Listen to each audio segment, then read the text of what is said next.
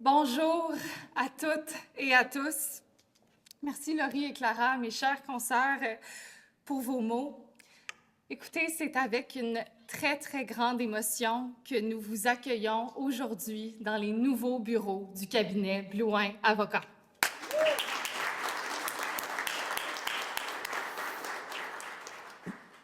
En 2 petites années d'existence, notre équipe s'est agrandie, les apprentissages se sont multipliés et surtout, les initiatives ont pris racine autour d'une volonté si forte, celle de faire une véritable différence dans le parcours de ceux et de celles qui ont choisi le Québec comme terre d'avenir. Ce n'est que le début, mais quel début! Merci du fond du cœur d'être ici pour écrire la suite avec nous.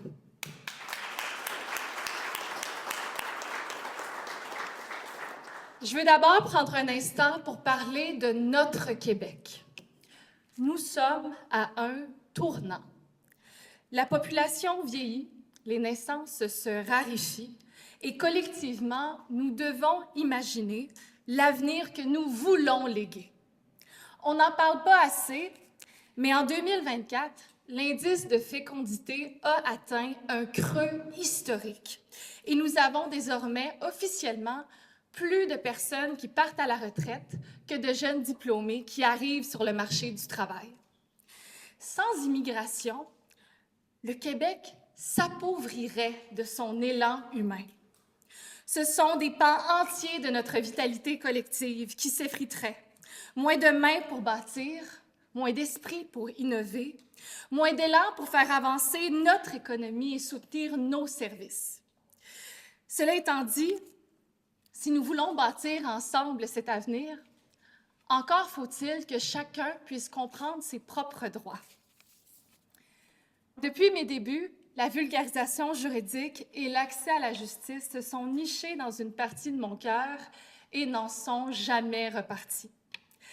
Lorsque j'étais étudiante à l'Université Laval, j'ai commencé à écrire et à animer les émissions de vulgarisation juridique droit au but. Et par la suite, j'ai animé les capsules Moncage qui sont aujourd'hui incorporées dans la formation à l'École du barreau.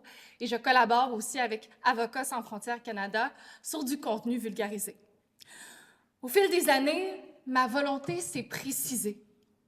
Celle de rendre le droit plus accessible, plus clair, plus humain, oui, mais en particulier pour ceux et celles qui arrivent au Québec et qui y contribuent chaque jour.